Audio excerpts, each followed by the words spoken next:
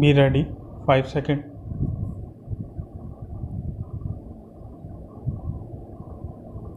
Start. Our cooperators should devote more attention to the consumer movement. The utility of consumer cooperatives is not limited to the fight against rising prices. We have another fight hardly less important, which is that for quality. Cooperatives can ensure quality in what is produced much better than private trade can.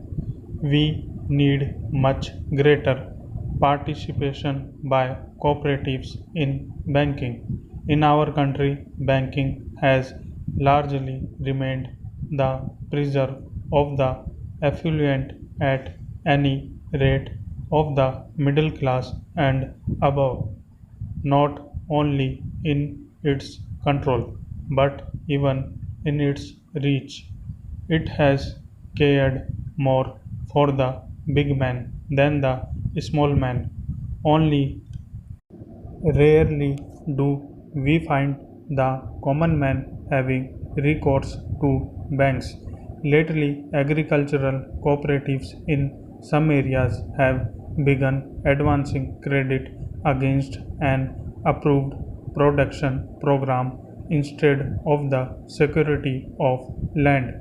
A well run cooperative banking program can finance a large number of small entrepreneurs such as graduates who want to set up small industries. Cooperatives bank can also attract small savings, especially if they go to the people instead of expecting them to come to them, waiting long hours and filling forms. I believe some banks in Western and Southern India have already made a beginning on these lines. Having spoken of the cooperatives, I must also sound a note of caution.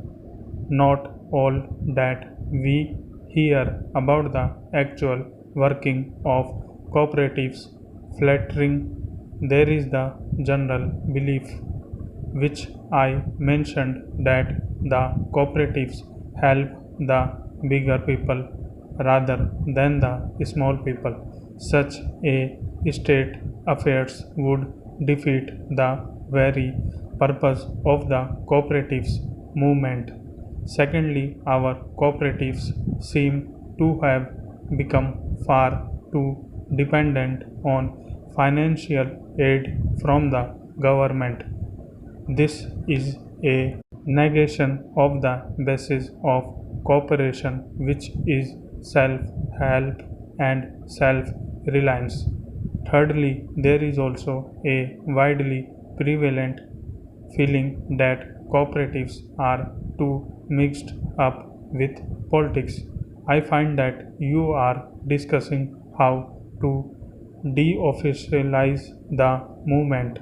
I find that you also discuss how to depoliticize it.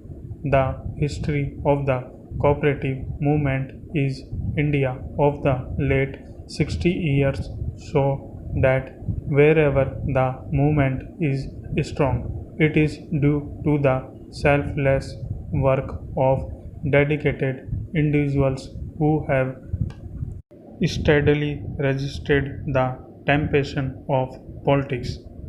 They have regarded cooperation as an alternative form of serving the people. There is great need in the country today in every walk of life for selfless people. It is more so in the cooperative movement. Cooperation enshrines the principle that the social good is supreme. It is because cooperation is a form of social control and also helps the common man to improve his lot.